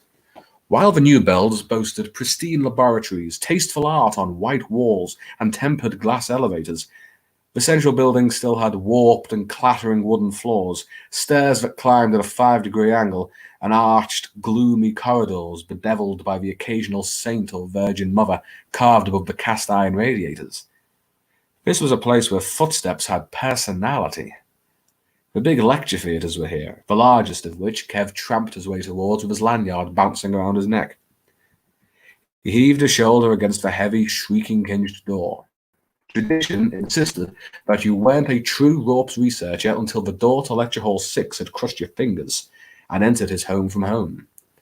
He thumped the lights on, and had a moment to question why the hell they'd been turned off as the arthritic fixtures funked and clicked and flickered their way to illuminating the whole space. That took a while.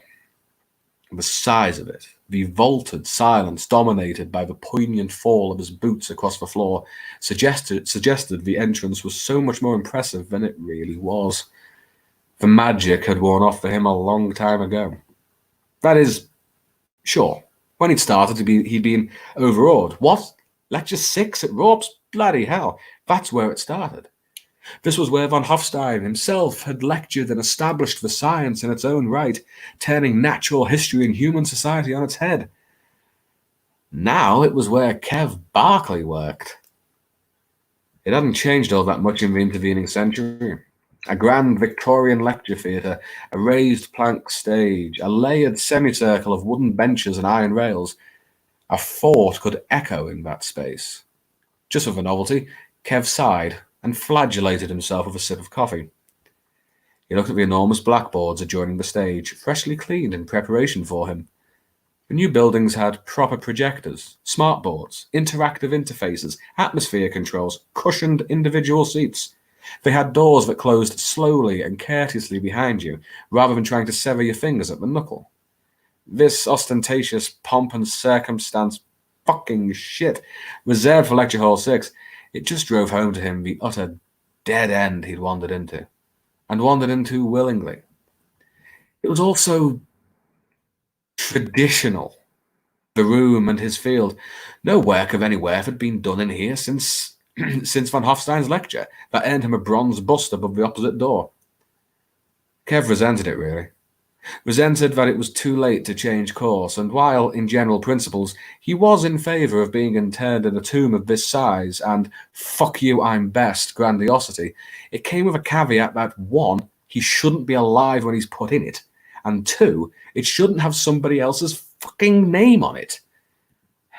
He climbed the steps onto the stage and hitched his papers up under his arm. Bloody hell, he was in a bad mood today. What was that all about? What was it really about? He crossed the stage, lost in himself, and started arranging his papers and materials on the desk. His back ached. There was a crick in his neck. He just couldn't settle no matter which way he twisted, and he was racked with tiredness. A night on the couch will do that to any man. 2 nights just rubbed salt into the wound.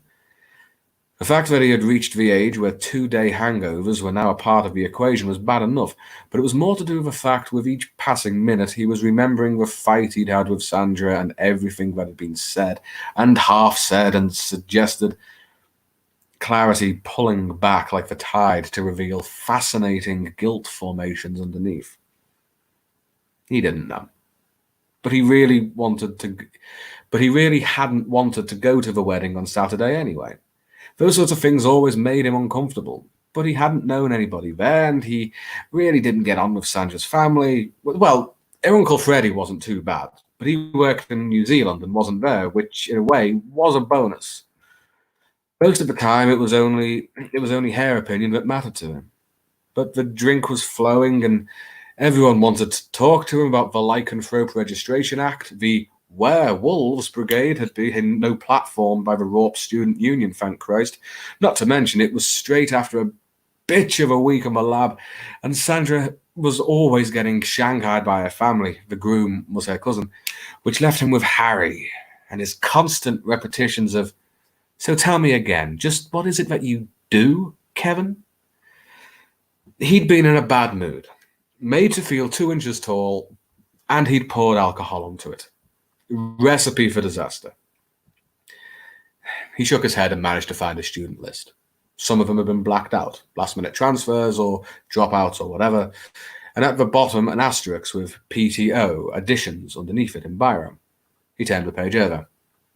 It was blank, but he noticed 2 little tears in the paper, betraying where another page had been stapled and was no longer.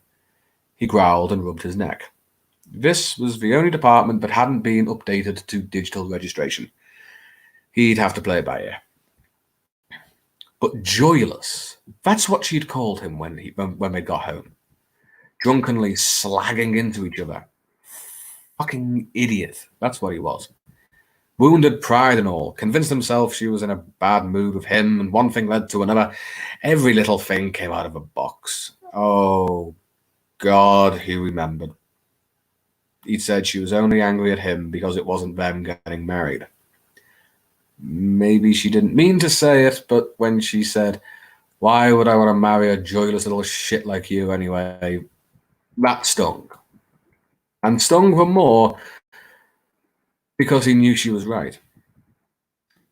Kev never used to be like this, but he knew some light had gone out in him. It had been 8 years he and Sandra had been together. Still the best thing that ever happened to him. She was so utterly and completely alive. And Kev only had an affinity with dead things. Couldn't believe his luck. He'd have to apologize first chance he got. He'd have apologized first thing on Sunday morning, only he awoke in that middle ground between still drunk and hungover and vomited all over the new curtains. Second night on the sofa. She was still in the shower when he left that morning. He thought about ringing her, but she'd been bracing for Year 10 chemistry now. Lunchtime. Call her at lunchtime. Grovel if you have to. Guilt chewed up inside him, but he still had work to do. He read through the docket that had been left for him and reached for his pen, but he couldn't find it. He patted himself down. It was his own head next. Just couldn't get it together today. Where in God's name? Ah, there it is, on the floor by the door. He marched back across the stage and down the steps. Why did her family get to him so much? If he had a pound for every time he'd asked himself that. The attitude was just foul. He sometimes thought it was a prejudice thing. A lot of folks still had that attitude towards anything to do with the undead. Pitchforks, people like that were called. But he didn't know. Maybe it was that they thought he wasn't good enough for their daughter. Which, fair enough. He agreed with them. Lived in constant fear of her working out she was too good for him. But why did they have to drive it home? Why did they have to dig it in? More to the point, why, at his age, did it fucking bother him? He stooped, grabbed the pen, and turned on his heels back to the stage. He scratched his head thoughtfully and grimaced. The fact of the matter was, they'd worn him down over those 8 years. He'd actually settled into the idea that his boyhood dreams of the big discoveries were just dreams after all, and he'd made peace with just being a damn fine academic. Sandra still loved him, but Harry and Tess, her mother, maybe they were the opposite of pitchforks. Maybe because what he did wasn't the grand sweeping images of crawling through crypts with a torch and whatever it was, they thought he wasn't the real deal. That sentence is fucked. Well, he'd done that shit as an undergrad. Now he paid other people to do it for him. But Christ, Sandra was a chemistry teacher. They didn't expect her to be all bubbling vats and spitting acid, did they? Fuck, maybe they did. He climbed the steps of the stage with his head hung. He let them get under his skin. And it was starting to affect his life, and his life with a woman he loved. A woman who, he'd been thinking about until he said that bloody stupid thing. Well, that all had to be nipped in the bud. He'd hit the jackpot with Sandra, and she loved him even if he was just one more paper-marking researcher in an overcrowded field. Yeah, that's what he'd tell her. But he couldn't lie to himself. That barb still stuck in him, that need to show the world, fuck you, I'm best, and I deserve good things, and I've done things no one else has, Harry. And it would only get worse because he'd just remembered him and Sandra were having dinner at her parents' that evening. What kind of monsters have people around for dinner on a Monday night? It was all going to hell, and if he wasn't careful, Kev stopped. Kev stared. Kev had been so successfully wrapped up in himself that he'd completely forgotten he wasn't alone in the room. Indeed, if the reanimate, or zombie for the popular word, hadn't have risen up from its dormant crouch, he may have continued to be oblivious to its presence until he actually needed to look for it. He stood on the stage and watched it for a moment. The days of finding anything spooky were long gone for Kev, but the sudden appearance of anything, be it a cannibalistic corpse or a neighbour's cat, can give anyone a momentary pause for thought. But that wasn't what scratched the part of Kev's brain. There was something off about the specimen. The reanimate was dressed in the standard white surgical gown and shackled at the wrists and ankles, themselves fastened with a very short chain and cable ties to a tall reinforced pole that went down through the stage to a secured series of weights on the floor. For further safety, a black bag had been placed over its head. But it was watching him. That is to say, it struck Kev, who had spent many a long and lonely night cataloguing undead behaviours, that it was looking for him. He stood motionless, breathing as quietly as he could, and simply observed. The reanimate had most certainly turned its head to face him, despite the bag, and oscillated it slowly in a manner that suggested it was trying to listen out for him. Not unheard of, but it suggested problems of a paperwork kind that Kev just... Oh, God, no, he just couldn't. He decided to experiment a little. Steps possible along the stage towards it. Ted followed him the whole way. He didn't have any tools until Alan arrived, but he did have his pen. He looked at the reanimate, and he looked at the pen. He looked at the reanimate again, and then, and as slowly and silently as could be managed, moved the cap end towards the reanimate's chest. The pen had moved about 2 inches towards the standing corpse before it snarled and lunged forward with a terrible speed and force. The rattle of chains echoed throughout the chamber. The pole shuddered violently. Kev took a cool step backwards. You got used to that sort of thing in his profession. Built up a sort of sixth sense. Though the sight of the grasping blue and green flesh, the black and yellow pus like secretions through any gap in the skin was always nasty. Kev folded his arms and pressed the pen to his lips thoughtfully. He muttered to himself, Responsive little bleeder, aren't you? Okay. Interesting. And everything beyond that is indecipherable. So there you are. There's some table scraps for you.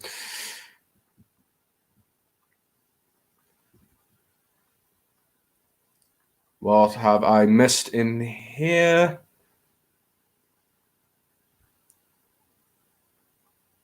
Ooh, not that much this time.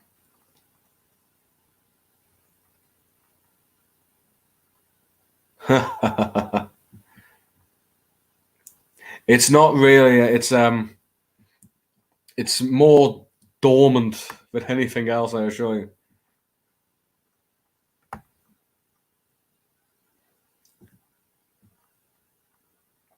Oh, great.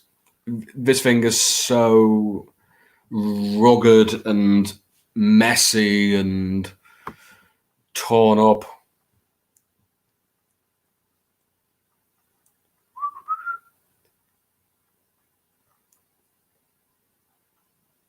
I'll be with you momentarily, guys. Oh, the cerebral head. Oh, you missed exactly nothing. It's a it's a teething ring.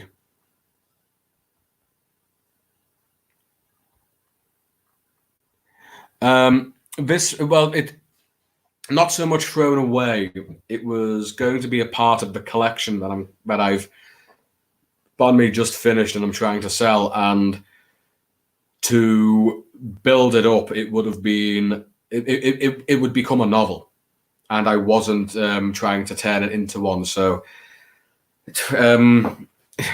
there's comments down there that I haven't read yet, that I'm getting to. Depending on what they are, I may dig it out and turn it into a novel one day. It hasn't been thrown away. It was thrown out of this one project. It wasn't the only one either. I was either going to read that one or another one, but the other one required way too much explanation because it's in an unfinished state. It's not in a position to speak for itself yet. But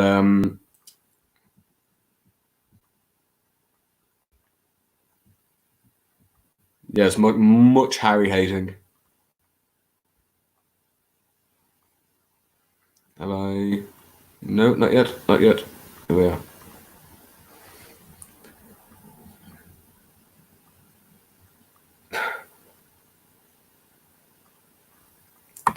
Yeah, it's a fair point.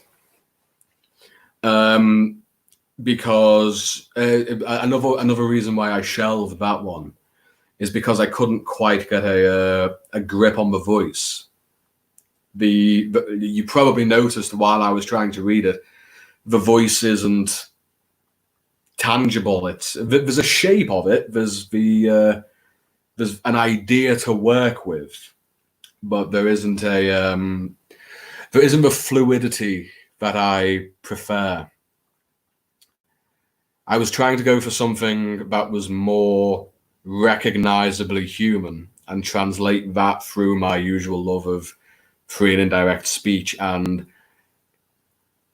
I think I might have a fingernail hold on it, but it's anywhere but here. I wouldn't have shared that for the exact reasons you mentioned, and I'm glad you enjoyed it.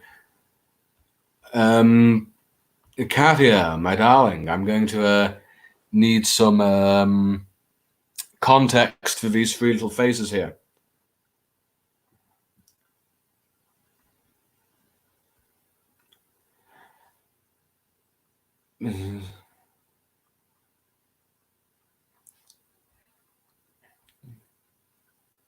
Yes, I agree entirely, particularly when it comes to medium.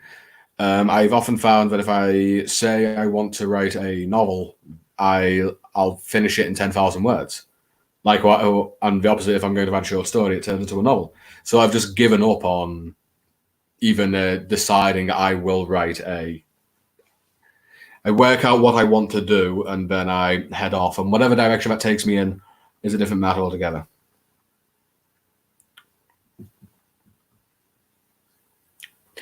Yeah, that's absolutely right. As I was saying earlier, the big problem with that one is the voice, because I'm trying to.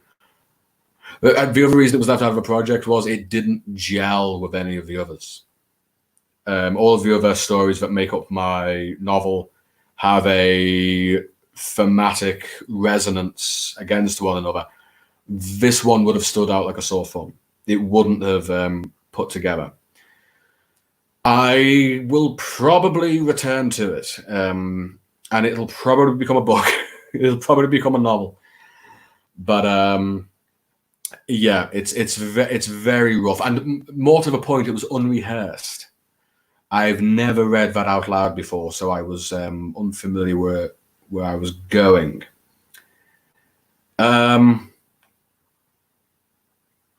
But yes, that's it occurs to me that you've all been so remarkably generous to me. It's actually kind of nice to show you something that's a bit shit. Sweet mercy, my Scouse accent is really coming out tonight. Tonight. Fucking hell, tonight. Oh, this is actually because I was.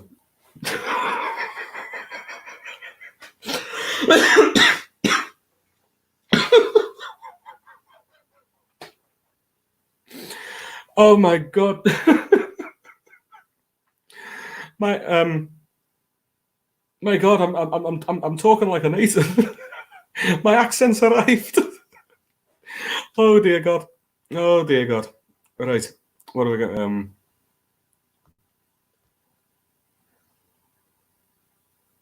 Yeah, as I said, because I'd never rehearsed it before.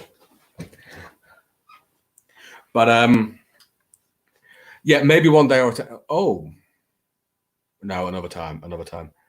We are coming towards the end.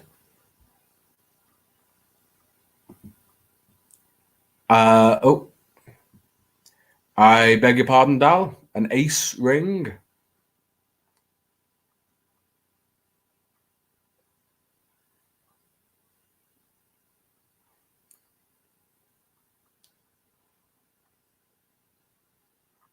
Danny, you know me too well. I am here to entertain.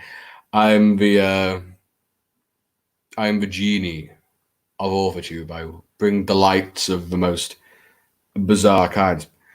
I've had a thought for a my rings. Yes, now what I've got is a on my thumb I have a Celtic band. On my middle finger I have a thaumaturgic star. This is just a piece of pewter shit that was from a play I was in, and my best friend has the other one. It was in Dorian Gray, if you're interested. And this is a bald eagle that came by mistake for something else. My mother had ordered something and got this by mistake and gave it to me. And I think it's hilarious that someone as terminally English as me would wear bald eagle, and it's fucking hideous. It's so ugly. I love it. But yes, I'm running out of time.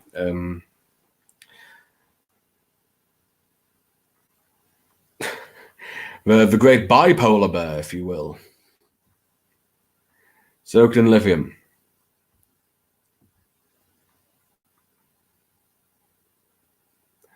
Yeah, I played Lord Henry in Dorian Gray, and so I got this ring. And my best friend played Dorian. Well, Hal, you know what the idea is, because it's what I was talking to you about before I started here. Do you think it's worth sharing here? Just to sound out, maybe? You know, I rely almost entirely on your opinion. Yes, I'll go a little bit over to although Lord knows the pattern for this evening has been me not being able to articulate myself particularly well.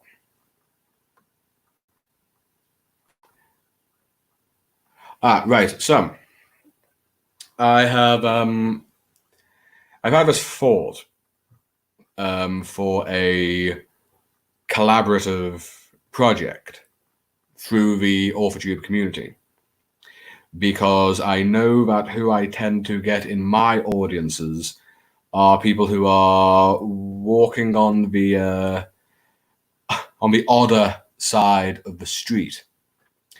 And I've had this idea for something that I could do with the resources I have.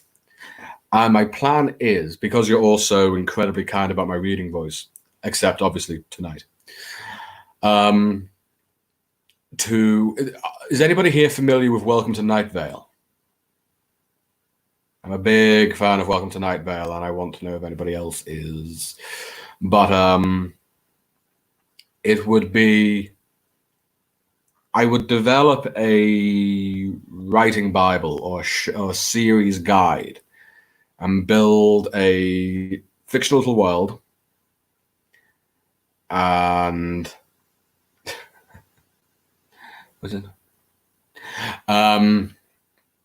Create a showrunner's Bible, and essentially create a writer's room to create basically an audio series of however many episodes, 6, 8, 10, whatever. And yes, essentially produce a narrated series of short stories that make a drama series or whatever. Does that say? This is in the preliminary stages of thought.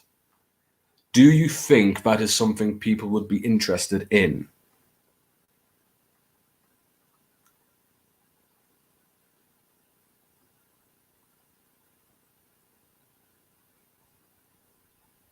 I've got nothing else. I'm just waiting for a reply to that question.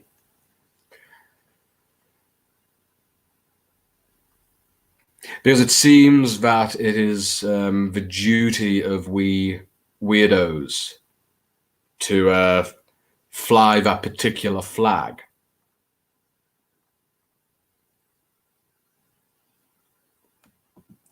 I beg your pardon? Holy fuck, what a small world.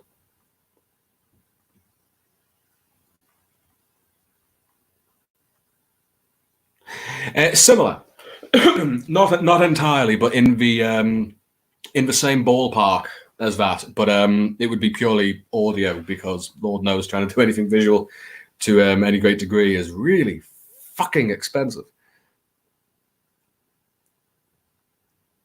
What I was saying was, I've had this idea of developing an AuthorTube audio drama series using creating a writer's room of the weirdo writers of the community. Because you're also very nice about my voice, that creating episodes that are essentially contain short stories within a sequence that we'd collaborate on. And I was wondering if anybody would be interested in that, because Lord knows I make things that nobody watches, so it's not really that big of a deal. But what with it being because I would want it to be a collaborative thing, having an eye to a possible audience only seems reasonable for the benefit of other people. Yeah, that is more or less the crux of it, Hal. Thank you very much. Well, this is wow. Fuck me, you people are enablers. Oh, I just want to give up, but no one's told me to yet.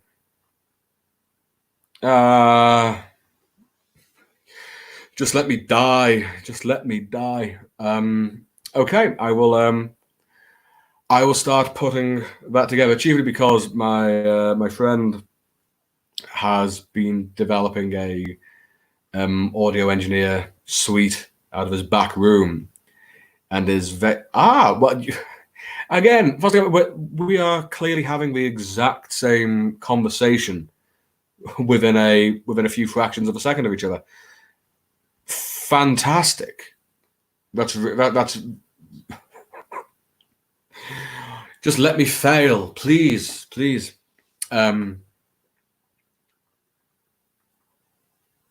Yes, Dal, you were, but it is not going wrong now. It is not going wrong now, and you're still very much the top of my list, dear Andromedan sister. Don't you worry about that. Well, at this exact moment in time, Dana, I don't even know how I fit in. So right now it's very much in its preliminary stages, but I've reached that age now where I am able, or at least trying to be able, to think of things that I can actually do, to try and find a marriage between what I want to do and what I'm capable of doing, and this is something that I can do. So that is something I will work on. Another thing I'm going to work on is so that this rather botched reading tonight doesn't happen again. I am going to advertise for a What Now book at bedtime for next week. Something that I can rehearse, and I'm also going to try and get my the first chapter of my new book typed up, so I can probably get that, so I at least have something. And now that I know that there is an interest to this, I will start putting some thought into this separate creation, because Lord knows if we don't actually push towards it, nothing will happen. It's funny that, but if you don't actually try things, nothing happens.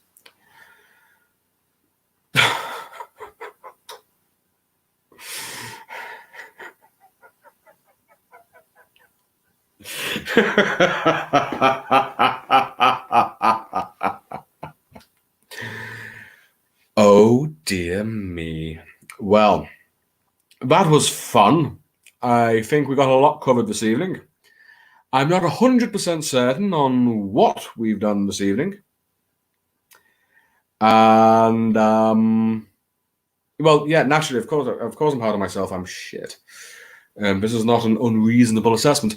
But yes, this will be a little treat for anybody who stumbles along to watch the replay, trying to wonder exactly where they are and what the fuck is happening. But do we have any final thoughts, ladies and gentlemen, brothers and sisters, friends and comrades, before I depart, because I'm already in my overtime? You take your time. I've got the whole of the internet here. Kind of, sort of, perhaps, in a way. Who can say? Not me. Haha. Coming to take me away. Haha. What did you, Dal? Dal, what did you do? You didn't do anything that warranted an apology. You never have to apologize to me.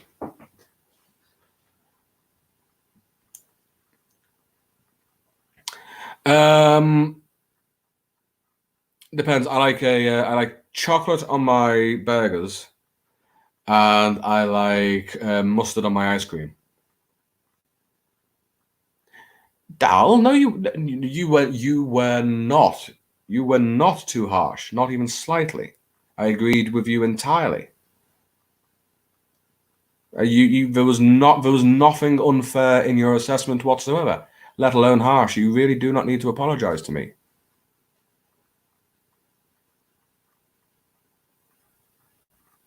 Honestly, Dal, there's nothing to apologize for. You were as honest and as wonderful as you ever are.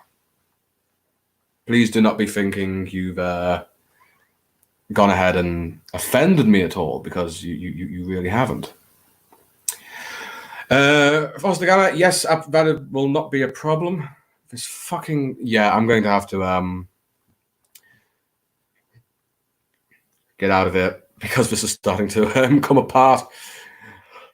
So, yes, Foster Gamma, that'll be absolutely fine. I look forward to it. Yes, things to do, things to see, people to do.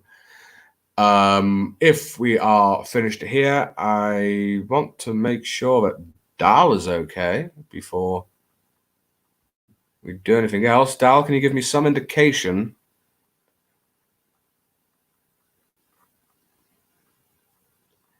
I'll find her on Facebook.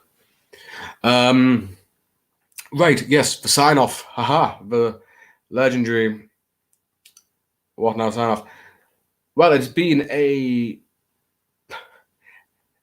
Dal, I'm fine. I will speak to you on Facebook in a little bit. It's absolutely fine. Ladies and gentlemen, brothers and sisters, friends and comrades all, thank you so much for joining me here tonight. And here's hoping that I can end this broadcast elegantly, because fuck knows I haven't been able to before now. It has been a privilege. Good evening.